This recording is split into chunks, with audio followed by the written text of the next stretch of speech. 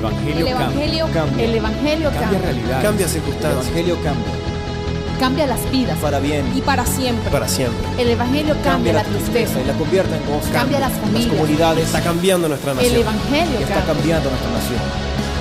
La mayor experiencia del cambio para nuestra Venezuela. El cambio para nuestra Venezuela. El Evangelio cambia.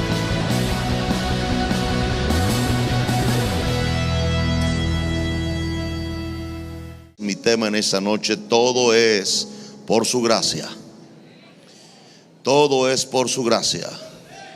Yo no sé si algunos han o no entendido lo importante de reconocer, no tanto el entendimiento, porque el entendimiento tal vez puede ser un poco confuso, pero reconocer que la gracia de Dios está vigente para este pacto y que es el mejor pacto que puede tener un ser humano para relacionarse con el cielo. Y el peor error que puede cometer un cristiano es hacer la gracia de Dios a un lado para vivir por las obras, que si bien es verdad que no se acomoden a la obra de la ley, no deja de ser ley. Si usted vive por una serie de mandamientos y olvida la gracia de nuestro Señor Jesucristo, usted caerá de la gracia de Él al empezar solamente a vivir por la ley. Yo no digo que no tengamos disciplinas y tengamos formas o maneras de tener ciertas, ¿cómo llamarlo? Ciertas señales o señalizaciones para vivir en la vida.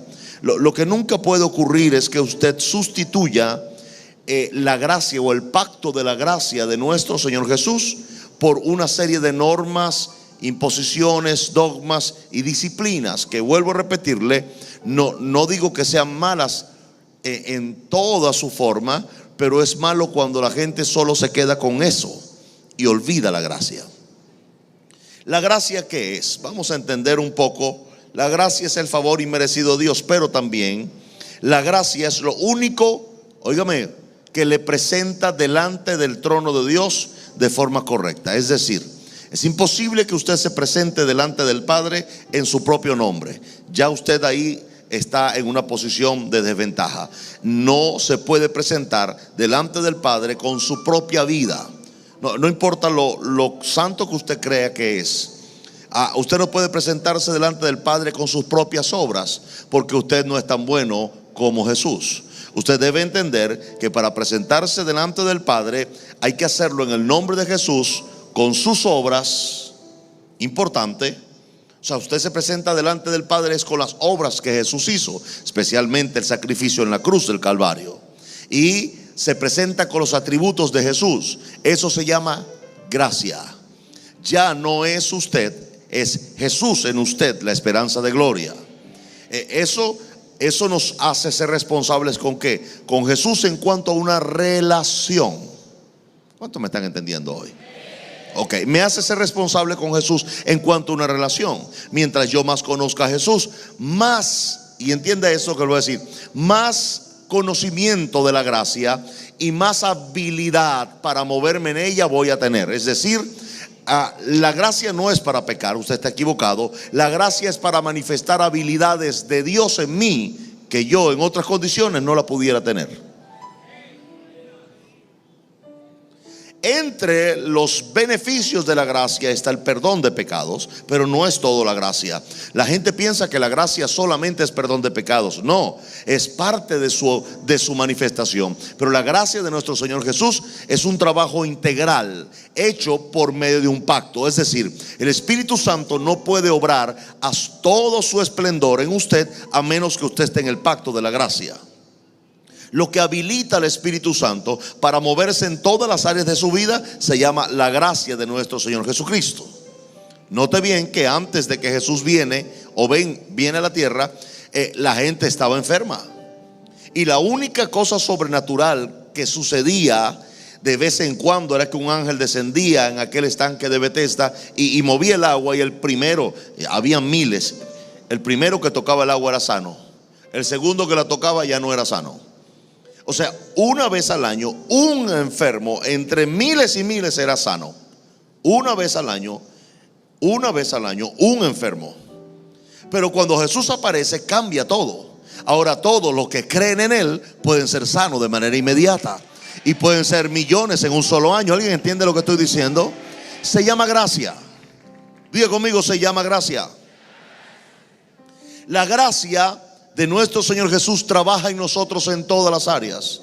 No solo para perdón de pecados. Es una gran equivocación pensar que la gracia solo me sirve para perdón de pecados, porque es mucho más que eso. Primera de Corintios capítulo 15 verso 10 dice: pero por la gracia de Dios soy lo que soy. Ahora note bien que Pablo habla de la gracia en un sentido más amplio. Pablo dice que la gracia ha hecho de él lo que él es hoy.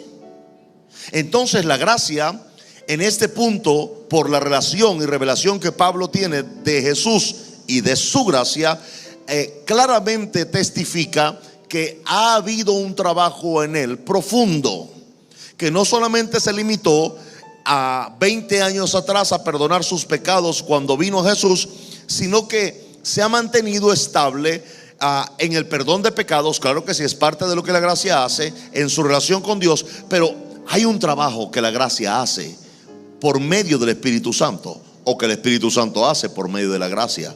No sé en qué orden usted quiere ponerlo, pero el orden de los factores aquí sí no altera el producto. Si lo hace el Espíritu Santo por medio de la gracia, o lo hace la gracia por medio del Espíritu Santo, es lo mismo, el resultado es el mismo. Ahora, la gracia, cuando usted empieza a moverse en la gracia, hay un montón de atributos que usted va a manifestar, como la humildad, como la paciencia, como la paz, como la fe. Hay un montón de atributos que son únicos de Jesús, obviamente de Dios, pero están en la persona de Jesús, que usted accede a ellos por medio de la gracia. Usted nunca tendrá tendrá fe por medio de la ley. Usted nunca tendrá paz por medio de la ley. Usted nunca tendrá confianza por medio de la ley. Todos esos atributos vienen como consecuencia de moverse en la gracia. Alguien dice amén. Diga conmigo, todo es por su gracia. O sea, no importa lo que usted trate de acomodar, y las disciplinas que usted quiera utilizar, úselas. Si usted quiere orar 3 horas de rodillas sobre unas chapitas de refresco, hágalo. O sea, yo no me voy a meter en ese problema, pero le voy a decir algo: sus rodillas van a salir destruidas. No estoy seguro si su oración va a ser contestada o respondida, siempre y cuando la oración haya sido hecha desde la humildad y no desde la arrogancia de mi disciplina. ¿Entendió lo que acabo de decir? Pero yo, Señor, tú me vas a oír porque yo me puse chapitas abajo para que las rodillas me sangraran, y entonces me vas a oír. Déjeme, no, Dios no le va a hablar. Yo lo voy a hablar ahorita, le voy a decir: Dios no lo va a oír. Y si lo oye, no le va a responder. ¿Por qué? Porque Dios mira de lejos al altivo. Eso indica que la gente que pone su confianza en sus disciplinas religiosas jamás es oído por Dios. Pero aquel que viene a Dios con sencillez de corazón, en humildad, sabiendo que lo que es, qué libertad poder decir esto: lo que soy, lo soy por la gracia de Dios. O sea, Pablo no le atribuía absolutamente nada de lo que él era a sus disciplinas, y créame que Pablo las tenía. Pablo era un hombre muy disciplinado, pero él no le atribuía ninguno de sus manifestaciones como hombre de Dios y creyente a sus conocimientos, a sus disciplinas o formaciones de la religión judía, sino que él todo lo que era, todo lo que era, se lo atribuía a la gracia de Dios. Usted no ha oído a estos hermanos, no sé, tal vez nunca lo ha oído, espero, que dice: no, es que esto pasó porque es que lloré mucho por eso. ¿No lo he oído? No los he oído diciendo que ellos son unos hombres o mujeres de Dios porque oran tantas horas al día y ayunan tantas veces a la semana. Espero que no los haya oído, porque si los ha oído al mayor y más grande orgulloso y altivo que ha podido conocer como cristiano. Lo peor es que la iglesia los produjo en serie. La iglesia evangélica los produjo en serie, o sea, cantidad. Había una competencia y yo vengo de ahí, por eso yo lo puedo decir con toda moral. Había una competencia de quién hablaba más lengua, quién oraba más horas, quién ayunaba más. Esa competencia no era más que una competencia de orgullo. Se competían en la disciplina. Entonces ya esto no era gracia, esto era una especie de competencia religiosa seca que no iba a llevar a nadie a nada.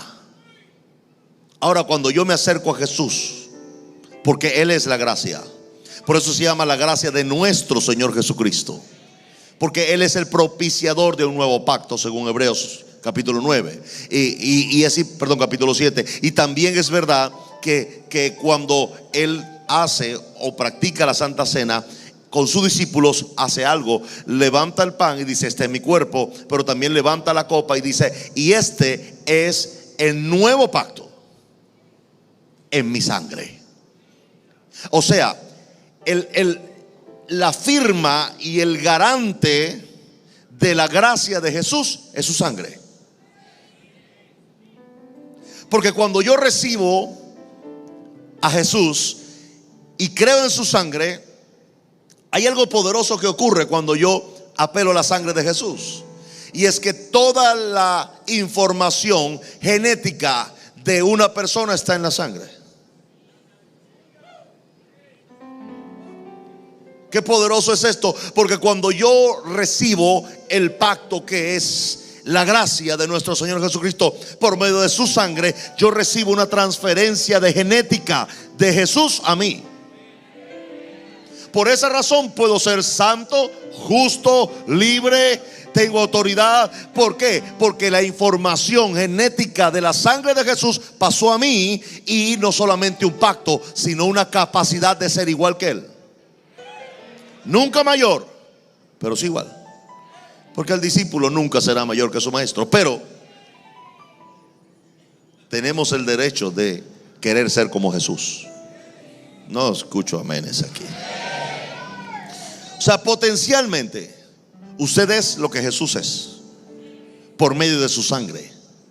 Salga de la sangre y váyase a su disciplina, y usted es un pedazo de carne mortal, lleno de debilidades, pecados y un montón de lastre y peso que no le van a llevar al cielo nunca. Le tengo que decir eso con calidad de urgencia. Debo decirle que nadie va al cielo por las obras de la ley, porque no es por obra, sino por fe, para que nadie se gloríe. O sea, el Espíritu Santo no quiere que nadie diga: yo soy lo que soy por mí, porque soy un tipo disciplinado, que oro, que ayuno, que hago esto, que hago aquello. No, el cielo quiere que usted reconozca el trabajo de cada uno, el amor del Padre, el sacrificio del Hijo y el trabajo del Espíritu Santo. Y si usted llega a cambiar, como lo va a hacer en el camino, usted va a cambiar no por lo que usted es, sino por el trabajo del Espíritu Santo, que vino como consecuencia del sacrificio de Jesús en la cruz, que vino como consecuencia del amor del Padre al ponerlo en esa cruz. El Padre puso a su Hijo en la cruz. Su Hijo aceptó morir por la humanidad, y ese sacrificio de amor de Jesús permitió que ahora tengamos la disponibilidad del Espíritu Santo para poder entonces tener un desarrollo que se hace en la gracia. Porque es la gracia para que al final del día, usted, cuando sea algo mejor y alguien mejor, usted pueda decir lo que Pablo dijo: y lo que soy, lo soy por la gracia de Dios. No importa que tan bien se vea usted mañana, tan lleno de bendición o lo que sea, usted siempre en estos principios tendrá que reconocer que fue la gracia de nuestro Señor Jesús. Y esa es la idea de reconocer en este mensaje que todo es por su gracia. El asunto es que cuando predicamos esta clase de mensaje, dejamos de un lado y muy lejos las normas, los mandamientos y las dogmas. Entonces, cuando usted pone a un lado a eso, la religión, no importa su nombre, católica, evangélica, lo que sea, se queda sin asideros. Entonces los líderes se preocupan porque dicen: bueno, ¿y cómo van a caminar la gente si no tienen normas y no tienen mandamientos y todo eso? Bueno, la gente va a caminar como la Biblia dice: los que somos hijos de Dios somos dirigidos por el Espíritu Santo.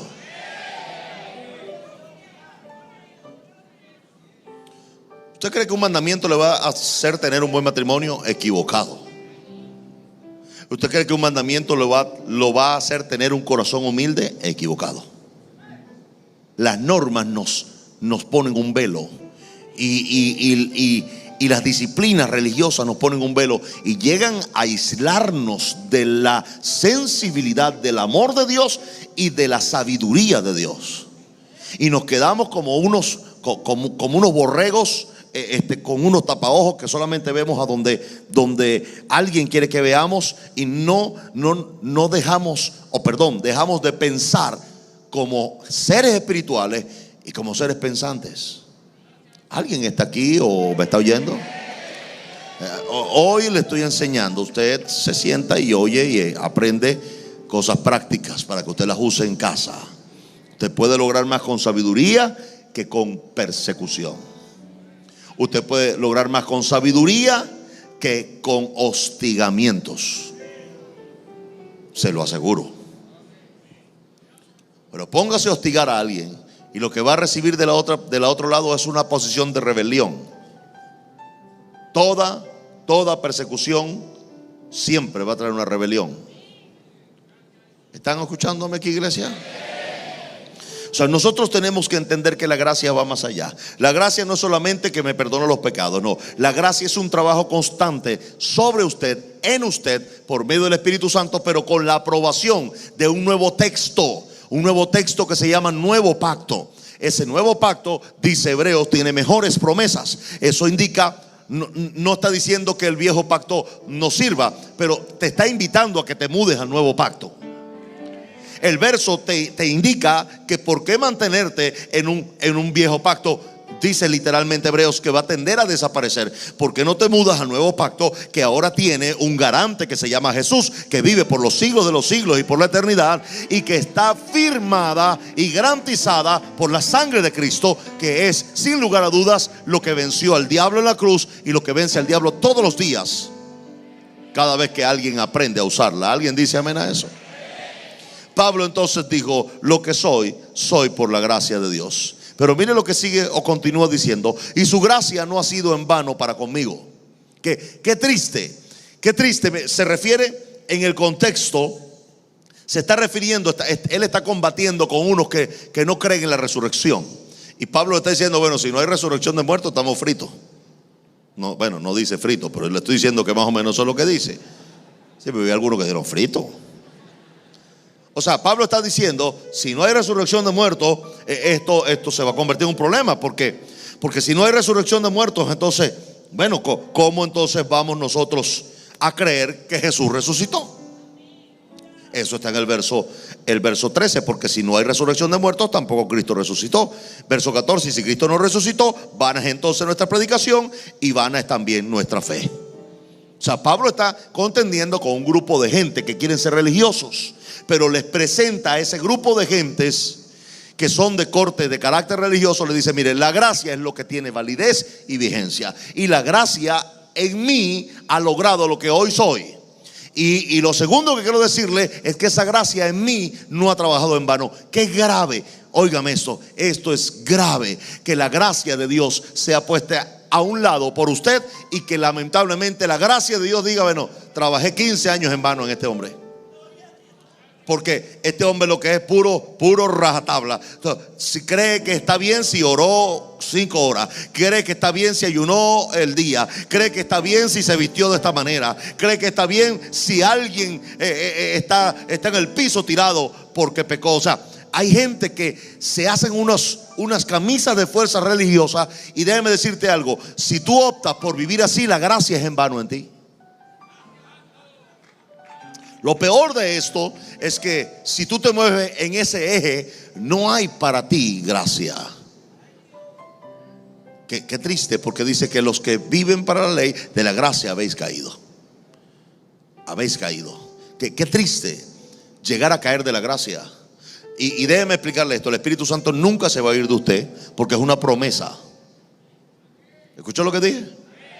Es una promesa de estar todos los días con usted hasta el fin del mundo. Le explico lo que dije en Amazonas, que se lo digo a usted hoy. Lo que significa Paracletos o esa palabra que está cuando Jesús en Juan 14, Juan 16 dice, viene, les voy a enviar otro como yo. En primera línea no es consolador ni ayudador. En primera línea significa abogado, y tiene que ser así, porque en primera de Juan le escribe a la iglesia y le dice: hijitos míos, habéis pecado, abogado tenemos para con el Padre, Jesucristo su Hijo. Así que Jesús es el abogado de más alto nivel, y cuando Jesús se va de la tierra, le dice a los discípulos: les conviene que yo me vaya, porque les enviaré otro abogado, o sea, otro como yo. Es decir, que el Espíritu Santo no solamente, óigame esto bien, no está haciendo una obra transformadora y regeneradora, sino que por medio de la gracia está haciendo una obra justificadora. Todo el día, todos los días, todo el año. Y cuando usted tiene ese pensamiento podrido, lleno de suciedad en la cabeza, entonces en vez del Padre rechazarlo por su pensamiento, entonces el Espíritu Santo ese día se presenta y dice: él pensó mal, pero se arrepintió. Pero mire las otras cosas que también Él es. O sea, el Espíritu Santo hace que su error se vea pequeño y su justicia grande. ¿Alguien entiende lo que estoy diciendo?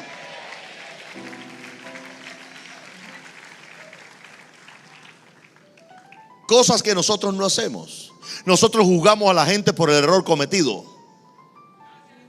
no por la justicia. ¿Cuántos están entendiendo eso? No, tiene que entenderlo bien. Usted tiene un buen muchacho, pero el muchacho no es de sacar 20 y le saca un 0,7. Bueno, palos van, palos vienen, castigo. Usualmente él le trajo antes varios exámenes con buena nota, y usted le dijo: ah, qué bueno muchacho, así es. Pero el día que le trajo con mala nota, ese fue el día que usted sí le prestó atención. Ese fue el día que lo molió a palos, ese fue el día que lo castigó, ese fue el día que le dijo: mira muchacho, usted no sirve, ¿cómo va a sacar 7? Bueno, gracias a Dios que el Espíritu Santo no es como nosotros. Usted trae un 0,7 y el Espíritu Santo va, y cuando llega el 0,7 al cielo, enseguida el Espíritu Santo saca un portafolio y saca 20 exámenes con 17 y 18. Y Señor, mira, aquí está 0,7, pero mira, aquí está lengua y literatura 17. Mira, aquí sacó 18. Mira, aquí sacó 19. No juzgue a esta persona por lo que hizo hoy, júzgalo por todas las bondades que ha hecho en el pasado. Eso es la gracia. Y yo le pregunto a usted: ¿quiere que nos vayamos a Ezequiel, que dice que si un justo llegare a pecar, todo el bien que hizo en el pasado no le será contado? Esa es la ley judía. ¿Quiere vivir ahí? Váyase a Ezequiel, viva en Ezequiel, múdese a Israel, póngase un corrito, circuncídese y hágase judío. Pero si usted va a vivir por la gracia de nuestro Señor Jesucristo, no tiene que usar ningún atuendo, y tiene que entender que si usted comete un error hoy, no es por usted. Esa está ahí exactamente para confrontar a los legalistas que vivían en una cúpula de buenas obras. Y entonces Ezequiel o el profeta le dice: ustedes quieren ganarse el cielo haciendo obras. Pues bueno, si cometen un solo error, todo lo que hicieron no sirve.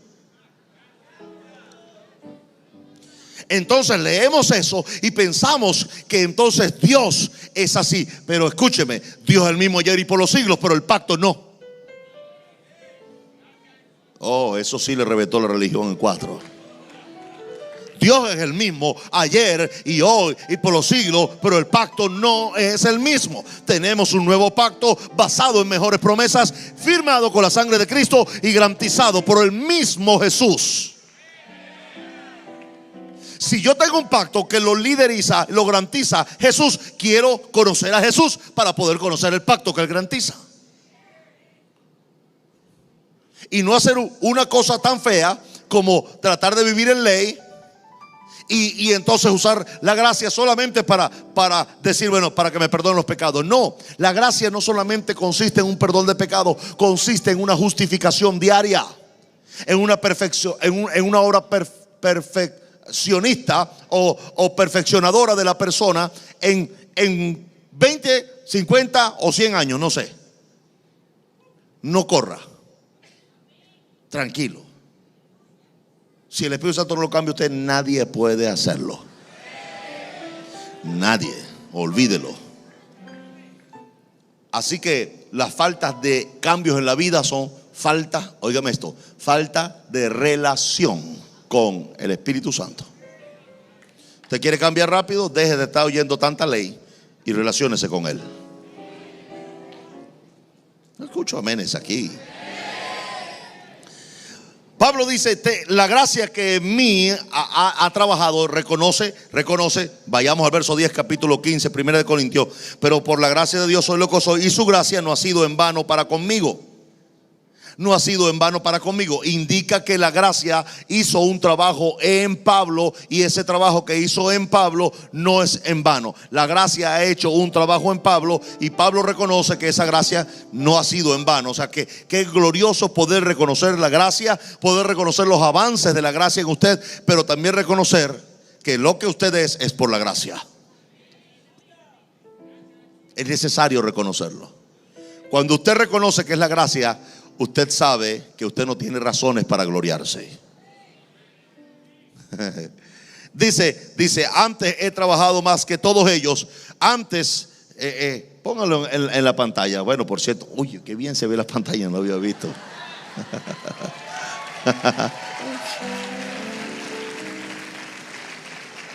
No, esa no. 1 Corintios 10, verso 10. Ese. Ok, pero por la gracia de Dios soy lo que soy, y su gracia no ha sido en vano para conmigo. Antes he trabajado más que todos ellos. Miren lo que dice. Pero no yo, sino la gracia de Dios conmigo. O sea, es importante entender que lo que tú llegas a hacer para Dios es el resultado de un trabajo de la gracia, porque te equipó para lo que tú haces. Es poderoso esto porque Dios, entonces, según este verso, no te llama por lo que tú eres. Te llama y te equipa para lo que tú serás. Así que es muy común que cuando Dios hoy te llame o te hable, tú no seas nada de lo que mañana serás. Pero mañana serás algo muy diferente a lo que hoy eres. Estarás equipado y habilitado para lo que harás. Pero espero que cuando seas eso y hagas eso, no vengas a decir que eres tú, sino que puedas decir, ha sido la gracia de Dios conmigo. ¿Alguien dice amén a eso? Vale para todo. Vale para lo espiritual y vale para lo físico material. Todo lo hemos recibido de su mano, dice mi Biblia. Todo. Incluso nos mete un regaño y dice, ¿cómo es eso? O sea, ustedes actúan como si no hubieran recibido eso. O sea, como que si ustedes mismos lo hubieran logrado, y resulta que lo recibieron. Entonces la gracia, cuando empezamos a dimensionarla, empezamos a desprendernos del orgullo y de la altivez. Empezamos a entender claramente que hay un trabajo claro que ha hecho la gracia, que es el nuevo pacto. Y por medio de ese nuevo pacto, el Espíritu Santo ha tenido amplio margen para actuar en ti. Vamos a poner un ejemplo. En el Antiguo Testamento, si alguien pecaba, tenía que acudir al sacrificio del animal. Al sacrificio del animal. Ahora bien, si este individuo no tenía dinero para poder expiar por sus pecados, no podía pecar. ¿Qué le parece? La gente pecaba según podía pagar por su pecado. Los que más tenían dinero podían pecar más, porque podían llevar más animales al sacrificio. Pero era imposible. No había expiación sin sangre. No había expiación sin sangre. Entonces, como no había expiación sin sangre, el problema era que el pecado de la gente se amontonaba. Como consecuencia, había entonces un montón de enfermedades. Digo, una de las cosas que hace eso es la enfermedad, o utiliza la enfermedad. No es que la enfermedad la produzca un pecado, sino que el pecado, óigame esto, usa la enfermedad para mantenerte bajo un nivel de cautividad todavía mayor. ¿Cuánto entendieron eso que acabo de decir? Ok, es importante que entendamos esto, porque quiero decirle, hermanos que siguen queriendo ser religiosos o se les mueven las ruedas para allá, que si la enfermedad fuera la consecuencia del pecado, tú tienes que estar enfermo, porque no hay nadie sin pecado. El que no peca de hecho, peca de mente, peca de ojo, peca de miles maneras. Hay montones de maneras de pecar. Y nadie es santo porque en sus parámetros de pecado no cometí uno de esos. David estaba tan claro que decía: Señor, líbrame de los que me son ocultos. David entendía que habían cosas que ofendían a Dios y que no eran importantes para él. Sin embargo, él pedía también perdón por eso y le decía a Dios que lo librara de eso. ¿Qué hace la gracia? La gracia, cuando por medio de la sangre está actuando sobre ti constantemente, no permite, óigame esto, no permite que ninguna mancha se quede ahí.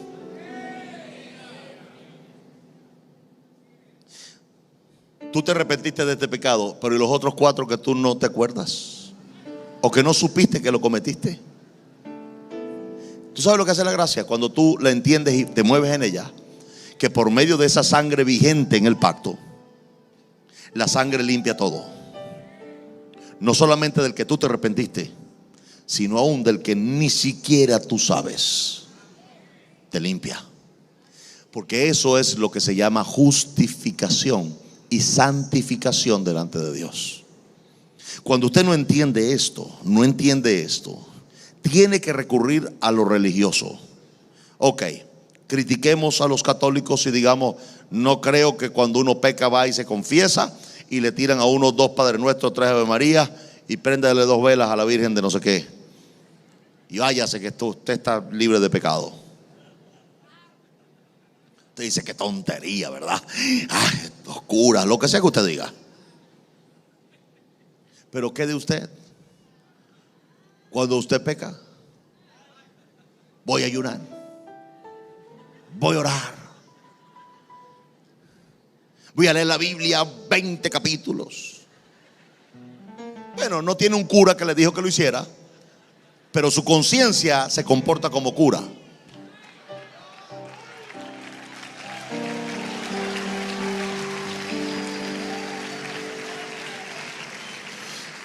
Usted viene y se acerca confiadamente al trono de ¿qué? ¿No le diga al trono de qué? De la gracia. Porque no tienen un sumo sacerdote que no pueda compadecerse de sus debilidades o de vuestras debilidades, sino uno que fue tentado en todo, pero sin pecado. Acerquémonos pues confiadamente al trono de la gracia para hallar ayuda y oportuno socorro. ¿A qué trono se tiene que acercar usted? Al trono de la gracia, no al trono de la ley, no al trono del mandamiento, no al trono de la disciplina evangélica. Bueno, yo hago esto y hago aquello y hago lo otro. Hágalo, qué bueno, hágalo. Eso tiene algún tipo de virtud, pero no le va a limpiar los pecados, porque solamente eso lo hace la sangre de Cristo. Nada más puede limpiar pecados. Y la sangre de Cristo lo hace habilitada por un pacto que se llama la gracia. ¿Cuántos me están entendiendo en esta noche? La gracia. Ahora bien, la gracia es una especie de, pacto. En su traducción original, el pacto significa cobertura. Eso significa pacto, una cobertura, una serie de cláusulas que lo cubren a usted. En el Antiguo Testamento el pacto era muy difícil porque eran mandamientos y leyes, y Jesús claramente dijo que nadie por la obra de ley se había salvado. Nadie. O sea, le voy a decir una cosa: Moisés no se salvó por las obras de la ley, sino por su relación con Dios. Porque él mismo violó la ley. ¿Alguien está aquí o se quiere ir? Si Moisés violó la ley y no fue reo de juicio, sino que fue más bien perdonado por Dios, y aún le dejó su cosita linda, cosita bella,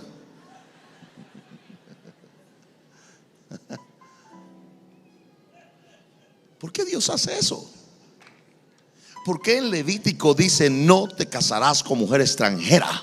Punto. Después viene una ley peor todavía, que cuando una mujer se casaba extranjera con el marido y tenían hijos, pues ¿sabe lo que tenían que hacer? Bueno, el hombre tenía que hacer una serie de ceremonias, pero la mujer era la que sufría más. Tenía que ser despedida, ¿cómo se llama eso? Repatriada, enviada a su país con sus muchachos, botada. O sea, no podía quedarse con el hombre, ni el hombre con la mujer. Nada, váyase para su país. Usted no es de aquí. Y el hombre era inmundo por no sé por cuánto tiempo. Tenía que hacerse varios lavados.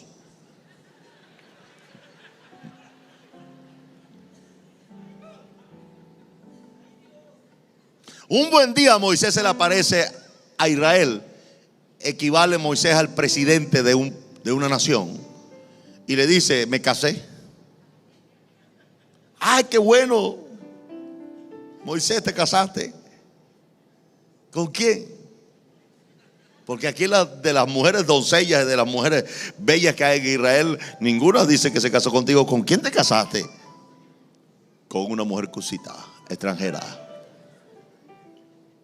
El boom. El pueblo fue más sabio que el liderazgo, y eso siempre es así. El pueblo dijo: bueno, si no cae un rayo y mata a Moisés, ¿quiénes somos nosotros para que caiga la piedra? O sea, no creo que podamos hacerlo. No deberíamos hacerlo. Vamos a quedarnos tranquilos a ver qué pasa aquí. Y usted conoce la historia. En tiempo de la ley, el dador de la ley, Moisés, el garante de un pacto de ley, la viola. Por eso, como prediqué en Amazonas, Jesús le dice: quien los acusa a ustedes no soy yo, sino Moisés, en el que ustedes tienen esperanza. O sea, estaba diciéndole: la ley de Moisés es la que los acusa todos los días. Yo no los acuso. Yo sería incapaz. Si usted no oyó las predicaciones de Amazonas, óigala. Yo sería incapaz de acusarlos a ustedes delante de mi Padre. Qué bello, mi Jesús. O sea, ahí está el garante, dos leyes. Ahí está Moisés con una ley diciendo: bueno, el que se resbale se muere. Y ahí está Jesús diciendo: espérense, todo el que cree en mí, aquí está el Padre atrás. Yo me presento delante de Él por ustedes, y yo los justifico por medio de un pacto de gracia, conjuntamente con el Espíritu Santo. Los santifico, los sano, los salvo, los libro, los bendigo, les lleno de paz. Dile a tu hermano: pásate al pacto de la gracia. Diga, no seas bobo. O sea, ¿para qué te vas a quedar en ese pacto viejo de ley? Un híbrido. Usted conoce la historia de Moisés. Entonces la mujer se llena de lepra, y Dios le dice: le voy a hacer una cosita a ustedes, en blanco y negro. María, si Moisés, al que tú dices que violó la ley, que es esto, aquello y lo otro, si no ora por ti, te mueres de lepra. O sea, vamos a ver si ahora él le da la gana de orar por ti. Y le voy a decir otra cosita. Cuando yo hablo con ustedes, no sé, les mando una carta. Pero cuando yo hablo con mi siervo Moisés, cara a cara yo hablo con él. O sea, no se metan en la relación de mi hijo y yo, porque eso es él y yo. Háganse a un lado y déjenme a mí bregar con él. Y eso es lo que prácticamente, siendo Moisés el gran hombre de Dios, ahora en este pacto, es la misma relación que Dios tiene con cada uno de ustedes. Cuando viene un hermano a decirle: mira, pero cuando saca este hermanito, Dios se aparece. Ojalá se apareciera así. Y dirá: mira, un momentico, eso es un asunto entre él y yo. No te metas en este problema. Y yo voy a hacer con él lo que a mí me plazca. Porque tú no moriste por él. Tú no resucitaste por él. Tú no te desangraste por él. Y cuando él falla, ahí sí tú apareces. a jurungarlo y a decir que no sirve y que no es capaz ni calificado para eso. ¿Quién eres? ¿Sabe cuál es eso? Eso es lo que se llama un ataque de ley. Un ataque de ley. Cuando usted quiere juzgar al otro por lo que hizo, sin recordarse que usted mismo fue perdonado. Y que en esa relación no cabe otro. Es solamente Jesús y él, o Jesús y ella. Usted no cabe ahí, sálgase de eso. A Jesús no le gusta ese bochinche de que se metan tres. Es él y su hijo, él y su hija. Y si cometió un error, deje que Dios haga con él o con ella según su gracia. No según su ley, sino según su gracia. Jesús. ¿Alguien está aprendiendo algo? Me quedan 15 minutos. 1 Corintios capítulo 1, vaya allá. Dios empezó a bregar con el hombre por medio de sabios, de rabinos, y se dio cuenta que nadie creía. Los rabinos lo que hacían era ley, ley, ley, mandamiento y ley, mandamiento y ley. Y Dios dijo, bueno, por la sabiduría a la gente no se los puede salvar. No le dijo bruto a nadie, pero Dios dijo, la sabiduría no es capaz de salvar a la gente, definitivamente. Y hace algo, y hace algo especial. Dice verso 21, capítulo 1 de 1 Corintios, pues ya que la sabiduría de Dios, el mundo no conoció a Dios mediante la sabiduría, agradó a Dios. Entonces mire cómo Dios cambió las cosas, pero con una sola finalidad. Míreme ahora, la finalidad de Dios no es condenar a nadie. Si la finalidad de Dios fuera condenar a alguien, dice, bueno, el que no se salve siendo sabio, que se muera en el infierno. Dios dice, no, oye, se están salvando poquitico con la cosa de la sabiduría, un puñito. Vamos a cambiar el pacto y vamos a cambiar la forma de salvarlos también. Me gusta eso. Dice, cambiemos el pacto, pero también la forma de salvarlo. Y estableció una forma nueva. Y esta forma es rara, pero es efectiva. Dice, pues ya que la sabiduría de Dios, el mundo no conoció a Dios mediante la sabiduría, agradó a Dios salvar a los creyentes por la locura de la predicación. Aquí apareció el Evangelio Cambia.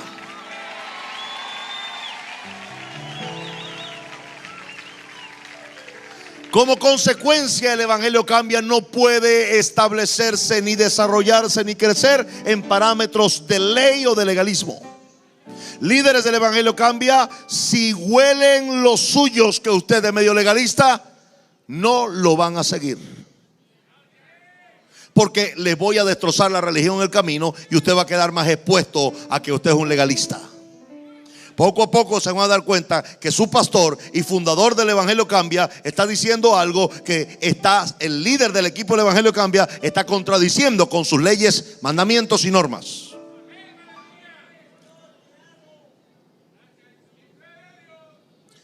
Tenemos que cuidarnos de no establecer una nueva serie de normas y de mandamientos. Y cuando hablo de normas, no hablo de normas de puntualidad que tienen que ver con la formación del individuo, ni de vestirse. Es decir, obviamente, si usted va al Evangelio Cambia, debe tener su camisa y su pantalón. O sea, son algunas normas que son básicas para el funcionamiento de una institución. Sin embargo, no tiene que ver con el asunto interno o espiritual del individuo. ¿Están entendiéndome esto claramente, verdad? Ok. Ni la forma de vestir mejora al individuo, ni la forma de vestir cambia al individuo, ni la forma de vestir empeora al individuo. Es solamente su forma de vestir y punto. Qué sencillo puede ser entender eso. Ya, esa es su forma de vestir. Dice el verso 23, pero nosotros predicamos a Cristo crucificado, para los judíos ciertamente tropezadero, y para los gentiles locura. Mas para los llamados, no importa de dónde vengan, sean judíos o griegos, Cristo es poder de Dios y sabiduría de Dios. Entonces, todo regresa a Cristo y su pacto de gracia. Y ahora resulta que con la sabiduría, mandamientos y normas, salvamos un puñito, pero con la locura de la predicación y un montón de locos creyentes, están salvando millones de personas cada día. ¿Alguien dice amén a eso? Entonces aquí viene. Si es un nuevo pacto, el antiguo pacto se basaba en obras. Por tanto, los que podían oficiar sacerdotalmente algo o podían comunicar algún mensaje eran los más notables y sobresalientes individuos de la sociedad, los mejores preparados, los de mejor nombre. Por eso se dividió en tres grandes sectas: los escribas, los saduceos y los fariseos. Esa era una cúpula que manejaban y manipulaban a todos los demás que no tenían ¿cómo llamarlo? Ese pedigrí, ese apellido, ese linaje que venía de generación en generación, con dinero, con formación, con una clase de vida mejor que la demás, etcétera. Esa cúpula de estas tres sectas, fariseos, saduceos y escribas, eran lo que entonces nadie podía hacer una interpretación de ley si no era escriba. Entonces finalmente el escriba decía, bueno, esto significa esto, punto, eso es lo que significa, se acabó. Y usted decía, oye, pero ¿será que significa eso? Sí, eso es. ¿Por qué? Porque lo dijo un escriba. Ah, bueno, no puedo hacer nada. Eso es. Se creó una gran estructura de manipulación masiva. Así que Jesús viene y dice, vamos a simplificar esto. Quien no cree en mí no tiene vida eterna, ni vida de nada. No tiene vida. Punto. Y si van a vivir bajo el pacto de la gracia, que va a ser en mi sangre y que tiene mejores promesas. Les conveniente a ustedes que así sea. Y en el Antiguo Testamento se escogían a los que podían hablar del mensaje de Dios a los mejores de la sociedad, y se convirtió en una secta. Pues yo les digo ahora algo nuevo. Verso 25, porque lo insensato de Dios es más sabio que los hombres, y lo débil de Dios es más fuerte que los hombres. Y aquí está ya Dios haciendo un cambio total, absoluto, un 180 grados absoluto. Iba para acá, ahora va para allá. Ahora, antes se escogían a la gente por lo bueno, por lo hábil, por lo digno, por lo preparado. Pero yo les digo que lo insensato de Dios es más sabio que lo sabio de los hombres, y lo débil de Dios es más fuerte que lo débil de Dios. Perdón, lo fuerte de los hombres es lo débil de Dios. Pues mirad, hermanos, vuestra vocación. Aquí viene, hermanos. ¿Quieren oír este verso? Para que se vayan a su casa. Ok, pues déjenme decirle, pues mirad, hermanos, vuestra vocación. Que no sois muchos sabios según la carne, ni muchos poderosos, ni muchos nobles. Este mensaje no sería para el príncipe de Asturias, ni para la princesa de Mónaco. Este es un mensaje para los comunes, para los que no es sobresaliente, para los que no tiene mucho brillo propio. En el Antiguo Testamento todo el mundo era escogido por lo que era. Pero aquí cambió la hoja para escoger a la gente, y empieza Dios a decir entonces que lo necio del mundo, oh Señor, lo necio del mundo, Dios va a escoger a alguien y Dios se para con sus ángeles y dice, no, búsquenme los más necios. Señor, ¿por qué no buscamos los más sabios? No, peligrosísimo. Se convierten en manipuladores de oficio. Ellos piensan que como son sabios van a manipularme a mí y a la gente. No. Quiero necios. Quiero gente que no sepan nada.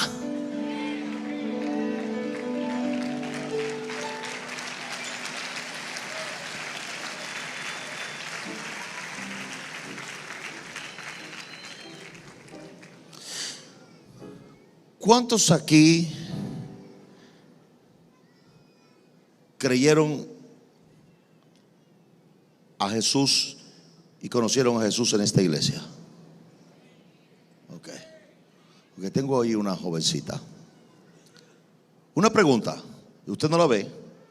O si quieren, enfóquenla ahora que tenemos una buena pantalla, para que le lean los labios, porque estoy seguro de lo que le voy a preguntar. ¿Conoce las 26 doctrinas de la iglesia cristiana? Ok, otra pregunta. ¿Conoces a Jesús? ¿Qué me interesa a mí que ella conozca las 26 doctrinas?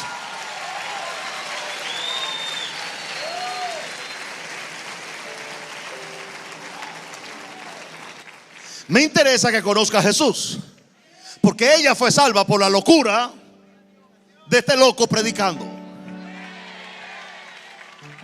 Hoy es cristiana, ama a Jesús, sigue a Jesús por medio de un nuevo pacto.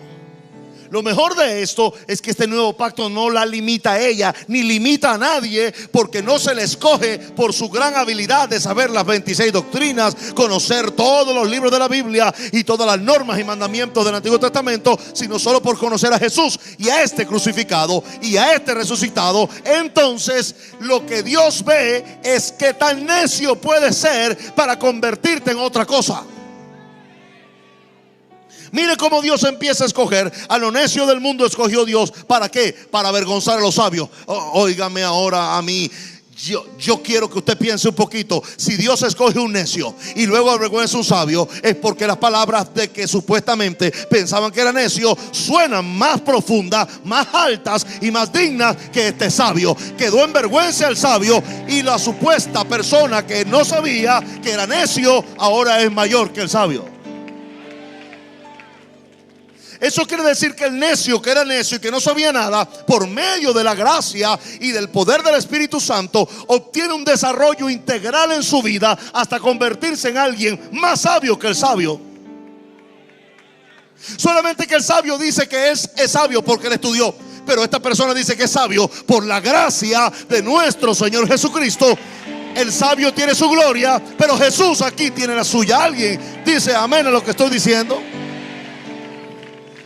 Y sigue aún más y dice, y lo débil del mundo escogió Dios para avergonzar a los fuertes.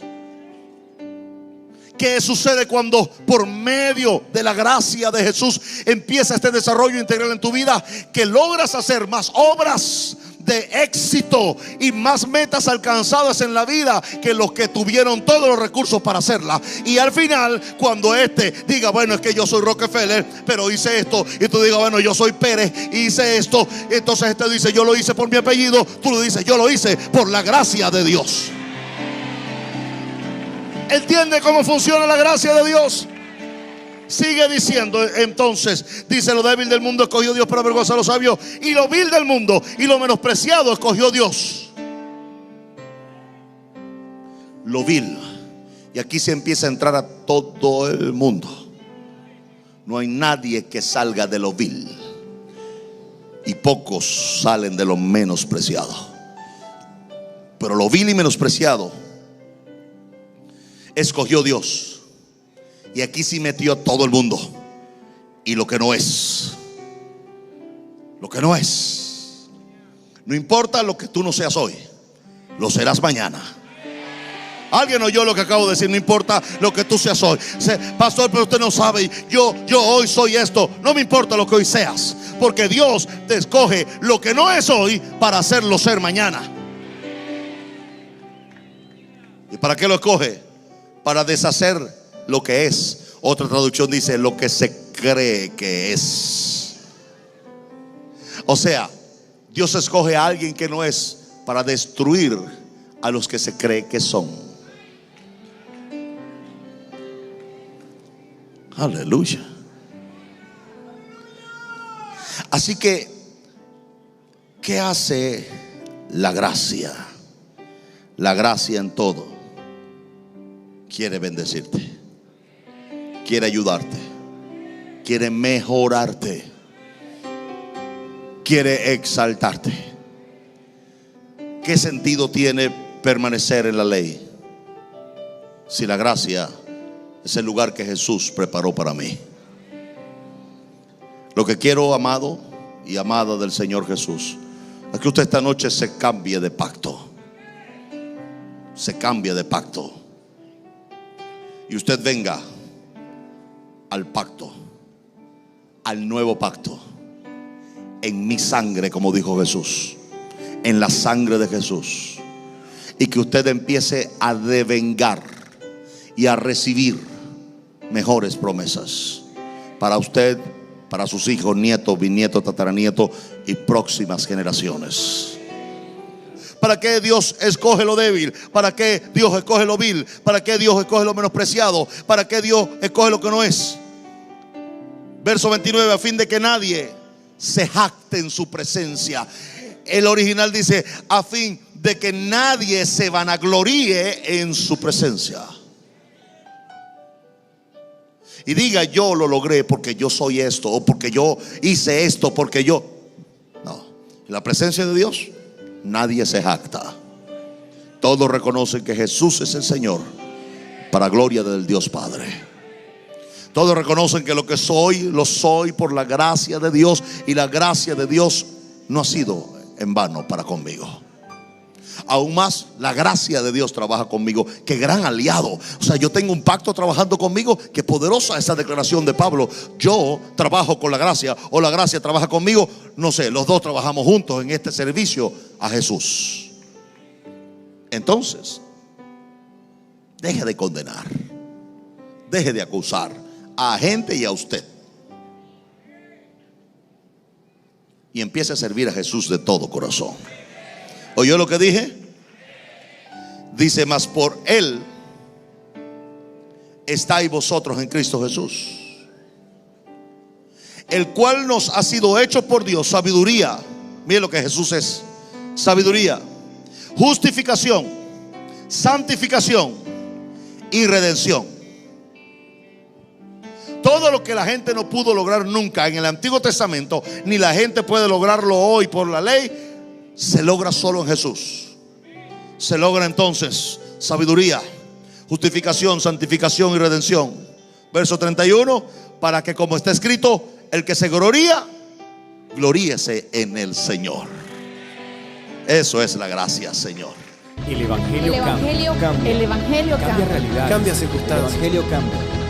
cambia las vidas para bien y para siempre. para siempre. El Evangelio cambia la tristeza y la convierte en gozo. Cambia las familias. comunidades. Está cambiando nuestra nación. El Evangelio está cambiando nuestra nación. La mayor experiencia del cambio para nuestra Venezuela. El cambio para nuestra Venezuela. El Evangelio cambia.